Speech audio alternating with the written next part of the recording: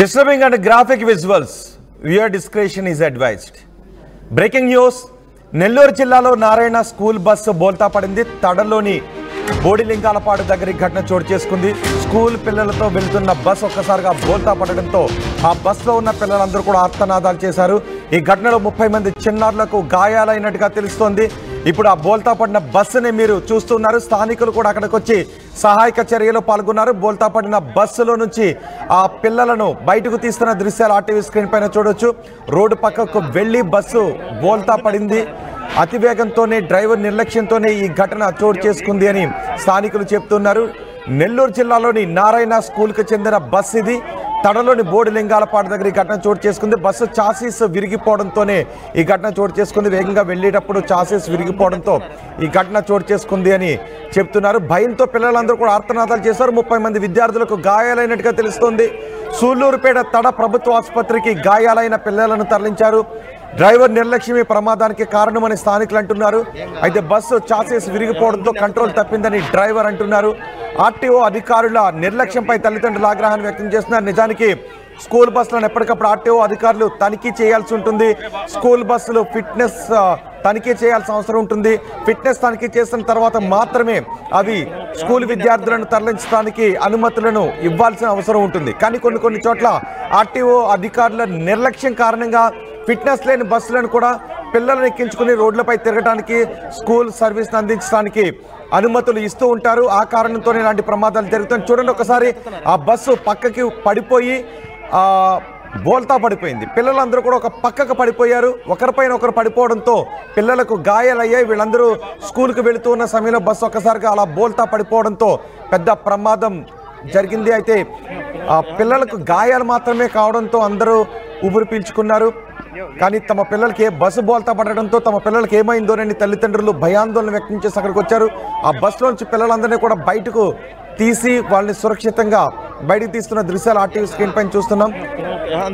ముందు వెనుక ఉన్న అద్దాలు పగలగొట్టి పిల్లలందరినీ కూడా బయటకు తీస్తూ ఉన్నారు. ఒక్కసారిగా పిల్లలు భయభ్రాంతులకు గురయ్యారు. బస్సు బోల్తా పడిపోయి ఒకరిపై ఒకరు పడిపోవడంతో ఆ బస్సులోని చిక్కుబడిపోయి ఉండటంతో పిల్లలు హాహాకారాలు చేశారు. ఏడుస్తూ పెద్దగా అరుస్తూ ఉండటంతో స్థానికులు అక్కడికి వచ్చి వాళ్ళందరినీ కూడా బయటకు తీస్తున్న దృశ్యాలు మనం చూస్తున్నాం. ఈ ప్రమాదానికి కారణం డ్రైవర్ నిర్లక్ష్యంతో పాటు ఆర్టీఓ అధికారుల నిర్లక్ష్యం కూడా అని తెలుస్తోంది. ఎప్పటికప్పుడు పీరియాడికల్ చెకప్ చేస్తూ ఉండాలి బస్సులకు సంబంధించి. అయితే స్కూల్ యాజమాన్యం నిర్లక్ష్యం, బస్సు డ్రైవర్ నిర్లక్ష్యం, ఆర్టీఓ అధికారుల నిర్లక్ష్యం కలిసి ప్రమాదానికి కారణం అని స్థానికులు తల్లిదండ్రులు ఆరోపిస్తూ ఉన్నారు. ఒక్కసారి అక్కడ ఏం జరుగుతుందో, రెస్క్యూ ఆపరేషన్ ఏం జరుగుతుందో చూద్దాం. అందరిని ఎత్తుతున్నారు.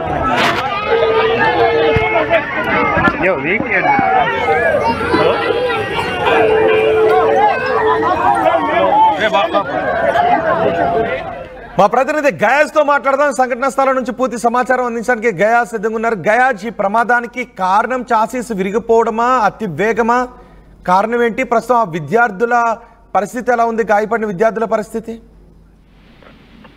రోహిత్, ఉమ్మడి నెల్లూరు జిల్లాలోని తడ మండలం బోడిలింగాలపాడు వద్ద ఈరోజు ఉదయం 9 గంటల ప్రాంతంలో నారాయణ స్కూల్ బస్సు బోల్తా పడింది. అందులో సుమారు 30 మంది విద్యార్థులు, అంటే LKG, UKG, first class, 5th class వరకు చదువుకునే విద్యార్థులు ఉన్నారు.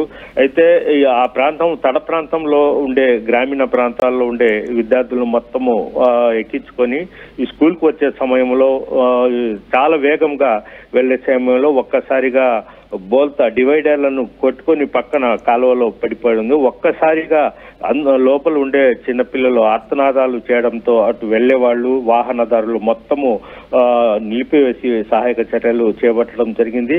అయితే పిల్లలు, చిన్న పిల్లలు, అంటే ఎల్కేజీ, యూకేజీ, ఫస్ట్ క్లాస్ పిల్లలు అయితే అసలు భయపడి గజ వణికే పరిస్థితి ఏర్పడింది. అక్కడ ఆ ప్రాంతవాసులు సహాయక చర్యలు చేపట్టి వెంటనే వాళ్లను సూళ్లూరుపేట, అదేవిధంగా తడ ప్రభుత్వ ఆసుపత్రికి కూడా తీసుకెళ్లడం జరిగింది. అయితే ప్రధానంగా ఇది కాలం చెల్లిన వాహనాలు, అంటే పాత వాహనాలు బెంగళూరు, చెన్నై రాష్ట్రాల నుంచి తీసుకొచ్చి దానికి రంగులు రుద్ది కేవలము స్కూల్ బస్సులుగా వాడేస్తున్నారు. అయితే ఒక మంత్రికి సంబంధించిన స్కూల్ బస్సు కాబట్టి అధికారులు కూడా అలాంటి బస్సులు మళ్ళీ తనిఖీలు చేయడము అలాంటి ఏం చేయరని కూడా విమర్శలు అయితే కూడా ఆ పిల్లల తల్లిదండ్రులు చెప్తున్నారు. మన దగ్గర వేల రూపాయలు డొనేషన్ రూపాయలు ఫీజులు వసూలు చేస్తున్నారు కానీ పిల్లలు ప్రయాణించే వాహనాలు వాటి పరిస్థితిని కూడా ఏ మాత్రం పట్టించుకోపోరు అని కూడా వాళ్ళంతా చెప్పడం జరుగుతుంది. గాయాల పాలైన పిల్లల పరిస్థితి ఎలా ఉంది? వాళ్ళకి ఎక్కడ చికిత్స అందిస్తున్నారు? ఎవరెవరికి ఎటువంటి గాయాలయ్యాయి? రోహిత్, బస్సులో మొత్తం 30 మంది ఉన్నారు. వాళ్ళలో సుమారు 20 మందికి తీవ్ర గాయాలవ్వడం జరిగింది. ఎక్కువ మంది తలకు, అదేవిధంగా ఒక 3 మాత్రము చేతులు ఫ్రాక్చర్ అయినట్లు కూడా మనకు తెలుస్తుంది. అయితే చేతులు కాళ్ళు ఫ్రాక్చర్ అయిన వాళ్ళు మొత్తము మెరుగైన వైద్యం కోసం సూళ్లూరుపేటకు తరలించడం, అక్కడి నుంచి మరికొంతమందిని తిరుపతికి కూడా తరలించినట్లు తెలుస్తుంది. అయితే ఎలాంటి ప్రాణహాని జరగలేదు. అయితే చిన్నపిల్లలకు తలకు అదేవిధంగా కాళ్ళు చేతులు ఫ్రాక్చర్ అవ్వడం జరిగింది. రోహిత్, స్కూల్ మేనేజ్మెంట్ ఏం చెప్తుంది ఈ ప్రమాదం గురించి? అంటే స్కూల్ యాజమాన్యం చెప్పడం ఏంటంటే అది చిన్న లోపం వల్ల అట్లా బస్సు ఇదైపోయింది. బ్రేక్ ఫెయిల్డ్, అదేవిధంగా చేజెస్ ఒక్కసారిగా ఇరిగిపోవడం వల్ల అవి కంట్రోల్ కాలేని పరిస్థితి వచ్చి బోల్తపడింది బస్సు అని చెప్పడం జరుగుతుంది. అయితే వాళ్ళ స్కూల్ వాళ్ళు మాత్రం దీన్ని కప్పిపుచ్చుకునే ప్రయత్నాలు అయితే చేస్తున్నారు.